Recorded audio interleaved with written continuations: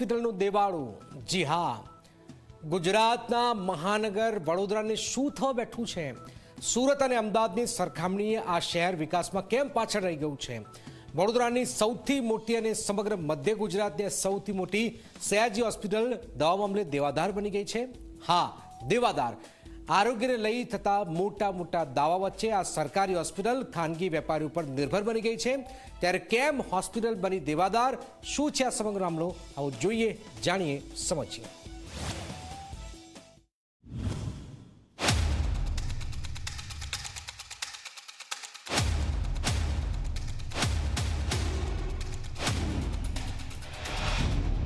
મધ્ય ગુજરાતની મોટી હોસ્પિટલનું દેવાળું।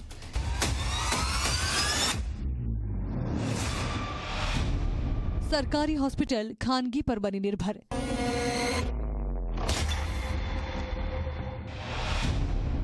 દવાનું બિલ ચૂકવવામાં હોસ્પિટલ દેવાદાર। ખરીદી જે થઈ છે એ 13 કરોડ જેટલું અમારું હજુ આઉટસ્ટેન્ડિંગ છે। 13 કરોડ જેટલું અમારું હજુ આઉટસ્ટેન્ડિંગ છે। દવાના 13 કરોડ ચૂકવવાના નથી પૈસા। આ એ સરકારી હોસ્પિટલ છે જે મધ્ય ગુજરાતની સૌથી મોટી હોસ્પિટલ છે, પરંતુ આ સરકારી હોસ્પિટલે દેવાળું ફૂંક્યું છે। દવાનું બિલ એટલું ચડી ગયું છે કે ખાનગી વેપારીઓને પૈસા ચૂકવવાના હોસ્પિટલ પાસે છે જ નહીં। વડોદરાની આ સયાજી હોસ્પિટલને ખાનગી વેપારીઓના 13 કરોડ રૂપિયા ચૂકવવાના બાકી નીકળે છે। સરકારે દવાનો સ્ટોક ન ફાળવતા 36 કરોડની દવા બજારમાંથી ખરીદવી પડી છે। વારંવાર સરકાર પાસેથી દવાની માંગણી કરવામાં આવી છતાં દવાનો સ્ટોક ફાળવવામાં નથી આવ્યો, જેના કારણે દવાનો સ્ટોક ખાનગી વેન્ડર્સ પાસેથી ખરીદવો પડ્યો હતો। પરંતુ હવે આ પૈસા ચૂકવી શકે તેવી હોસ્પિટલ પાસે કોઈ તાકાત નથી।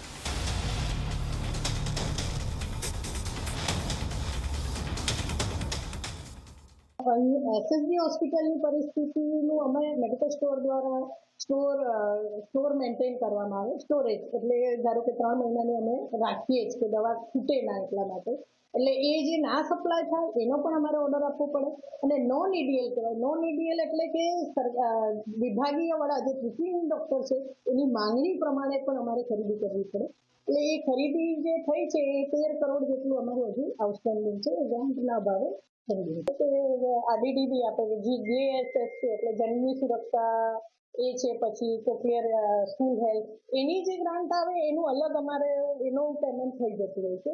એને તો જનની સુરક્ષા એટલે મધર અને બાળક એને તો ફ્રી કરવાનું જ હોય, એટલે એની ગ્રાન્ટ આવી જાય એટલે એનું અલગથી અમારે પરચેસ થાય એ પેમેન્ટ થઈ જાય। સયાજી હોસ્પિટલ અનેક દર્દીઓ માટે આશાનું કિરણ છે। મધ્ય ગુજરાતના વિવિધ જિલ્લામાં ગરીબ દર્દીઓ અહીં સારવાર લેવા માટે પહોંચે છે। હોસ્પિટલ તંત્રએ તો ગરીબ દર્દીઓ માટે સારું કામ કર્યું। દવા ન હોવાથી દવા બહારથી ખરીદી કરી દર્દીઓનો જીવ બચાવ્યો, પરંતુ સરકાર અને સરકારના આરોગ્ય વિભાગ માટે આ શરમજનક વાત છે। આમ તો કોઈપણ સરકારી હોસ્પિટલને બહારથી માત્ર 1 લાખ રૂપિયાની જ દવા ખરીદવાની સત્તા છે, જ્યારે કે 2 લાખથી વધુના સાધનોની ખરીદી કરી શકાય છે।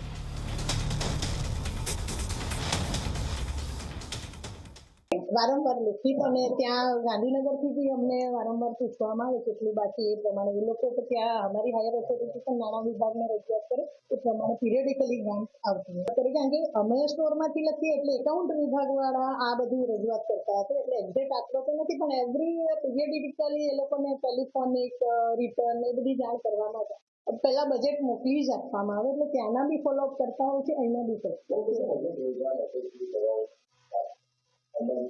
દવાઓનું તો એક્ઝેક્ટ મને એસએસજી નું 150-200 કરોડ તો હોય। સ્ટોરનો પ્રોબ્લેમ નથી, એકાઉન્ટ વિભાગ વાળા બધું ભેગું થઈને માંગતા હોય છે, એટલે ટોટલ આ બસ 150-200 કરોડ તો।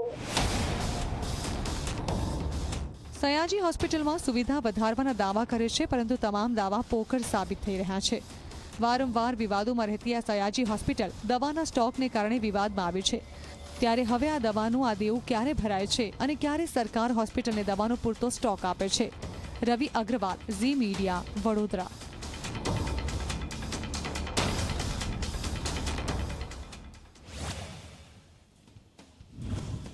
ઠંડી